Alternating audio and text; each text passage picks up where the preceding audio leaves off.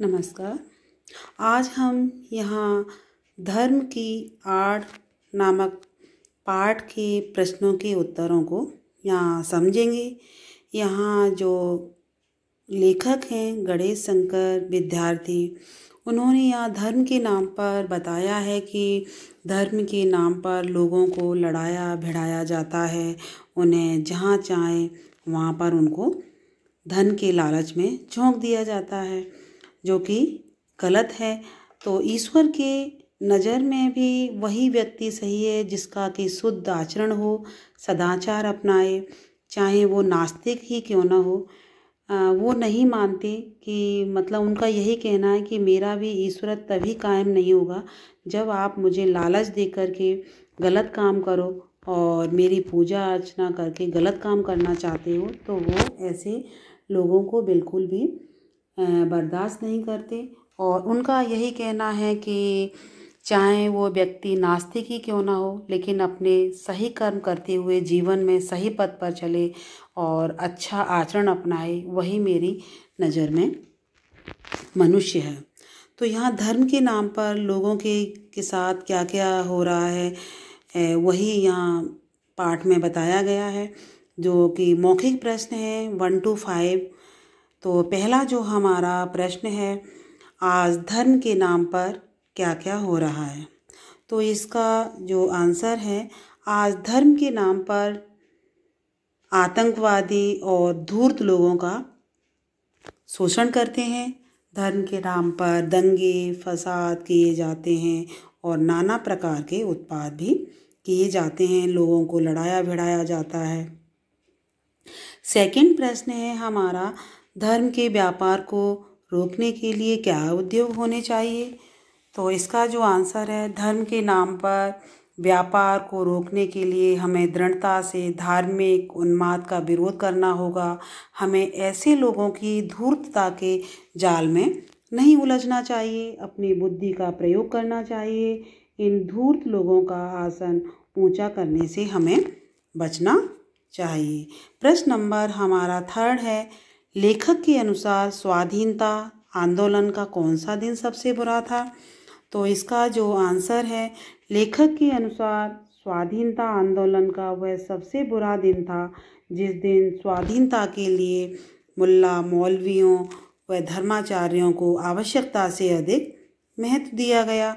ऐसा करने पर हमने स्वाधीनता के आंदोलन में अपना एक कदम पीछे कर दिया। उसी पाप का फल हमें आज तक भुगतना पड़ रहा है। यहाँ लेखक ने कुछ ऐसी गलतियों को बताया है कि कुछ ऐसी गलतियाँ हुई हैं, उसकी वजह से हम आज उसका फल भोग रहे हैं। प्रश्न नंबर हमारा फोर्थ है कि साधारण से साधारण आदमी तक के दिल में क्या बात अच्छी तरह घर कर बैठी है। तो इसका जो आंसर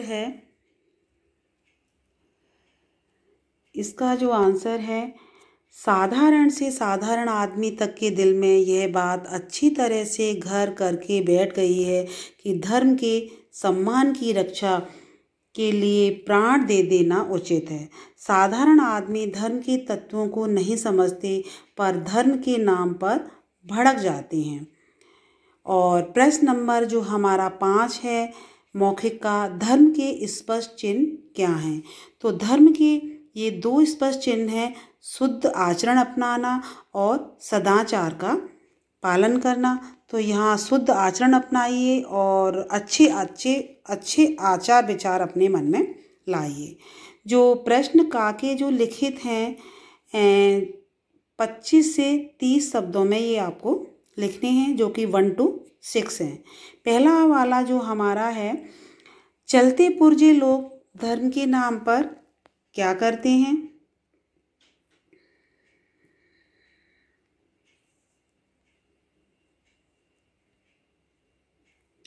इसका जो आंसर है, चलते पुर्जे लोग धर्म के नाम पर मूर्ख लोगों की शक्तियों और उत्साह का दुरुपयोग करते हैं।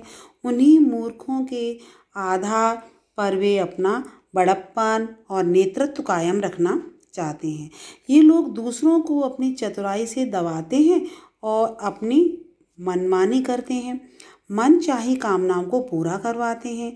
स्वयं कुछ करें या ना करें, परंतु दूसरों की शक्ति उनकी कामनाओं को पूरा करने में सहायक होती है। उनकी जीवनचर्या इसी चतुराई के आधार पर चलती है।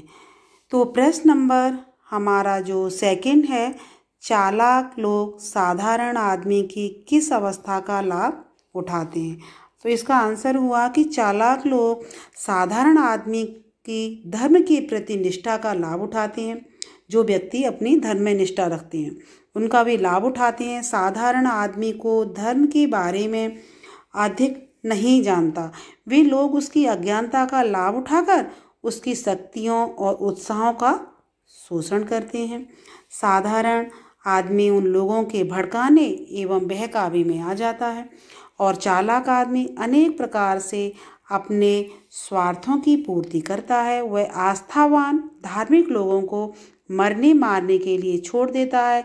इस प्रकार चालाक आदमी का काम बन जाता है और वह अपना नेतृत्व और बड़प्पन कायम करने में सफल हो जाता है। तो ऐसे लोगों से मतलब हमें दूरी बनाए रखने की आवश्यकता है। प्रश्न नंबर जो हमारा तीसरा है, आने वाला समय किस प्रकार के धर्म को नहीं टिकने देगा? तो इसका जो आंसर है, वे लोग जो धर्म की आड़ लेकर लोगों को आपस में लड़वाते हैं, आने वाला समय उन्हें टिकने नहीं देगा। जनसाधारण की समझ में आ गया है कि बेईमानी करने और दूसरों को दुख पहुंचाने की आज़ादी धर्म नहीं है। जहां धार्मिक लोग की भावनाओं से खेलता है, ऐसा धर्म शीघ्र ही नष्ट होने वाला है। प्रश्न नंबर जो हमारा फोर्थ है, कौन सा कार्य देश की स्वाधीनता के विरुद्ध समझा जाएगा? तो इसका जो आंसर है फोर्थ का, कुछ लोग धर्म की आड़ लेकर अपना स्वार्थ सिद्ध करने की कोशिश करते हैं। ऐसे लोगों की कुटिल चालों को देश की स्वाधीनता के विरुद्ध समझा जाएगा। प्रत्येक व्यक्ति धर्म को मानने के लिए स्वतंत्र है। उसका मन जिस प्रकार करेगा वह उसी प्रकार पूजा अर्चना करेगा। उसकी स्वाधीनता को कुचलने का प्रयास व जबरदस्ती उसे धर्म को मानने से रोकने का प्रयास देश की स्वाधीनता के विरुद्ध ये कार्य होगा। प्रश्न नंबर जो हमारा 5 है, पाश्चात्य देशों में धनी और निर्धन लोगों में क्या अंतर है? तो इसका जो आंसर है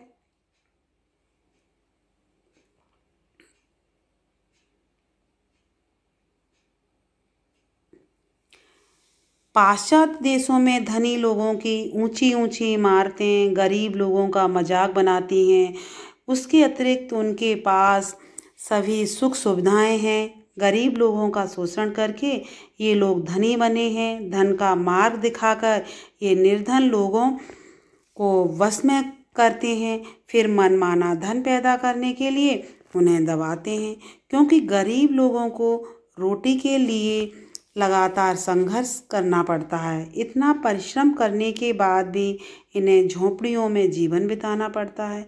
इसी कारण साम्यवाद और बोल्शेविज्म का जन्म हुआ है। प्रश्न नंबर जो हमारा 6 है, लिखित का कौन से लोग धार्मिक लोगों से अधिक अच्छे होते हैं? तो यहाँ जो इसका आंसर है, वे लोग जो ईश्वर को नहीं मानते या किसी मजहब को नहीं मानते, परंतु उनका आचरण अच्छा होता है और लोगों के सुख दुख में काम भी आते हैं, उनका ख्याल भी रखते हैं। अपनी स्वार्थ सिद्धि के लिए दूसरों को उकसाते नहीं हैं। इस प्रकार के लोग धार्मिक लोगों से कहीं अच्छे माने जाते हैं। ये लोग किसी धर्म को नहीं मानते और दूसरों की मूर्खता और पवित्र भावना का मजाक भी नहीं उड़ाते।